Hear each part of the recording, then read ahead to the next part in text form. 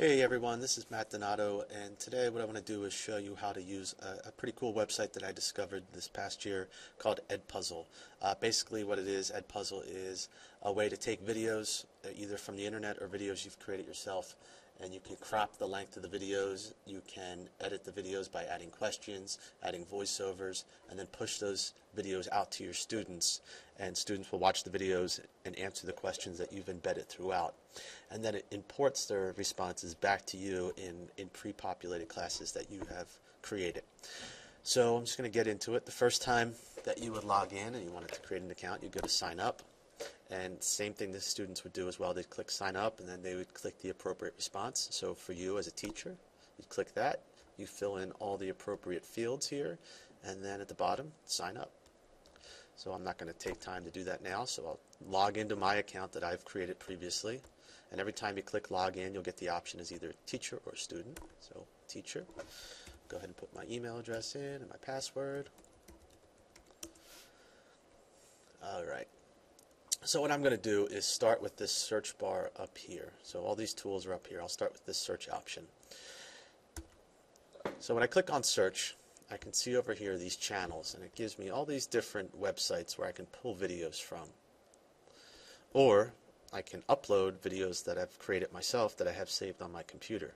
So if you've created some sort of video lecture, maybe through Captivate or another sort of software, you could use your own videos, which is actually a pretty powerful tool, I think.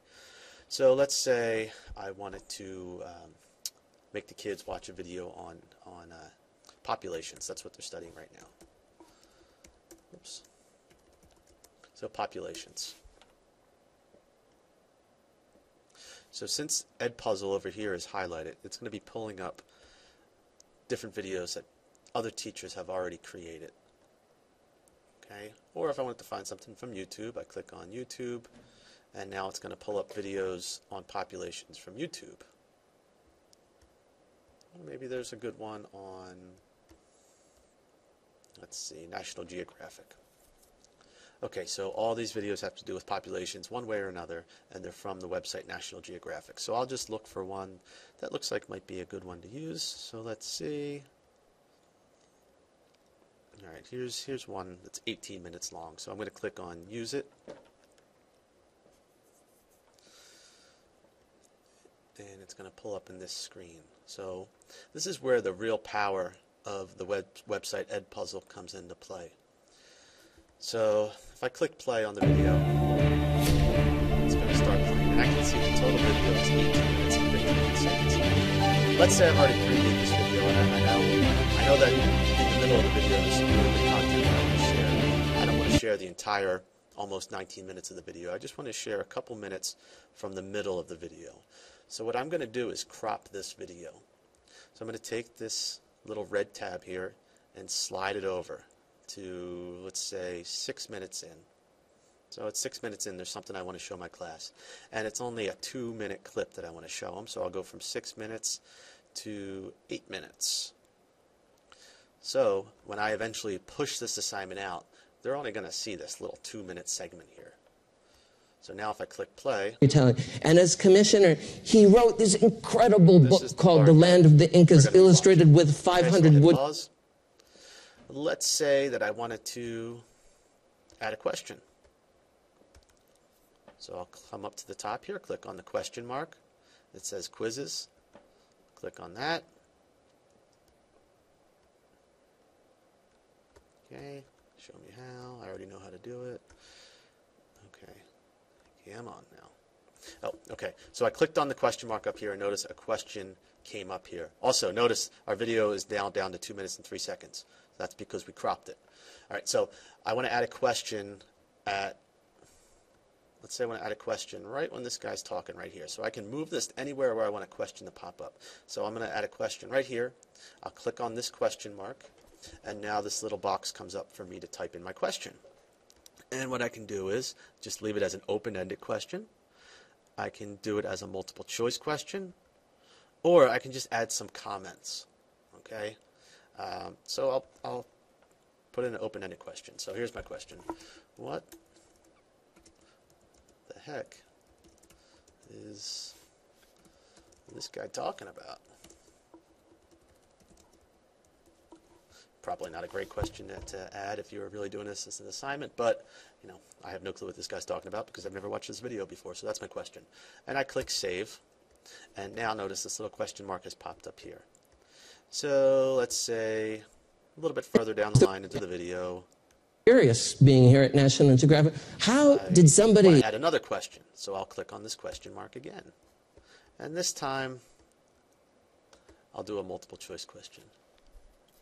All right, so do you agree with the guy? Do you agree with the guy? And I have a couple different boxes, so I could say strongly agree,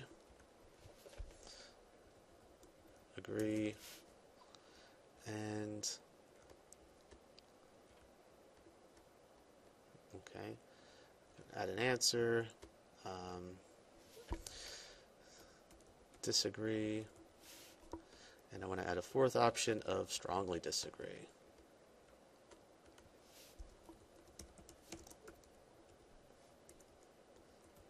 Now this is more of a poll than a multiple choice question because it's an opinion. So let's see, I have to check at least one of the answers. So I can make them all right answers because there's really no wrong answers because it's an opinion. So I'll make all four of them right answers. And now I'll click save. And here's my other question, my second question. So let's say I get to a point in this video where I don't really want to ask a photographs? question. Here's one of the woodcuts. I just want to add some commentary. So maybe I want to draw their attention to the suspension bridge, the little guy on the suspension bridge. So I'll go back down again, and I will click on this question mark. Boom. Go up. Here we are, this little bubble here, this little text bubble. I'll click on that, and I'll say, do you think the guy on the bridge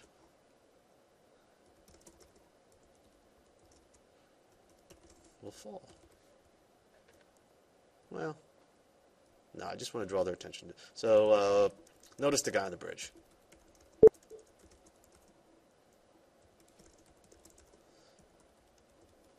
Okay, so I just want to add that little text in there. Notice the guy on the bridge. Okay, and a couple other things I can do is if I click on this audio track. Okay. So as I play it, and the wonderful storytelling, and as commissioner, I can add audio notes. Sorry, it's not the audio track. I can add a voiceover. So we get to this point right here, and I want to add something. All right. So I'll click on the microphone that's down here, and I want to add this commentary at 29 seconds in. And all right, wow, look at the hand gestures of that guy. He's got that left hand really flying out there. Don't you guys agree with me? Okay, thank you, and I will hit stop. Okay, so I hit stop, and it recorded that little silly message. Okay, so now I think I'm done. I'm happy with this video. I've cropped it from about, what was it, 18 minutes or something like that, all the way down to just over 2 minutes. I've added 2 questions plus some commentary, and then I added a voiceover 29 seconds in. So I'm happy with my video. Okay, so now what I can do is click done. I'm done with my video, and I'll assign it later. Okay, I'm not going to assign it to any classes now, so I'll click later. I'll show you how to assign later on. So I'll click later. Okay, and here is my content.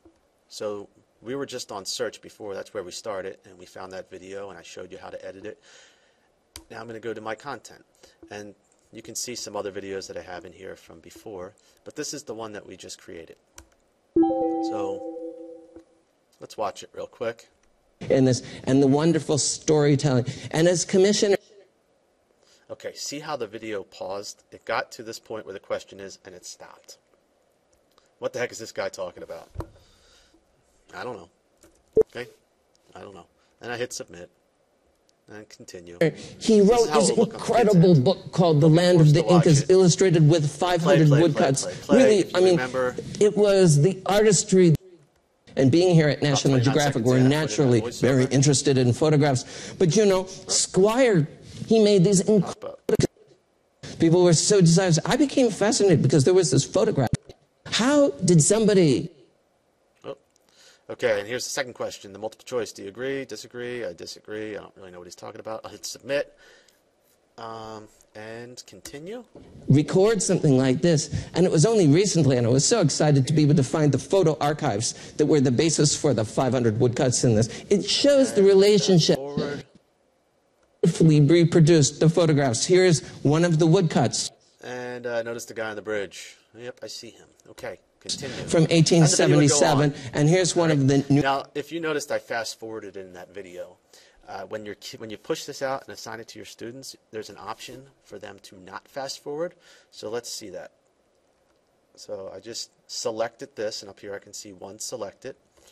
And now I'm going to go up to assign and share. So I'll click assign and share. Now these are classes that I've created before, and I'll show you how to create them in a minute. So maybe I want to do this with my first period and my second period only. And I click prevent skipping. That means they can't fast forward. They have to watch the entire video. I can also click do later and put a due date in there if I wanted to. I'm not going to, but I could. And then I'm going to click send, and that pushes the assignment out to my kids. So now I'm in my classes. So the third option. First one was search, where we actually searched for that video on populations.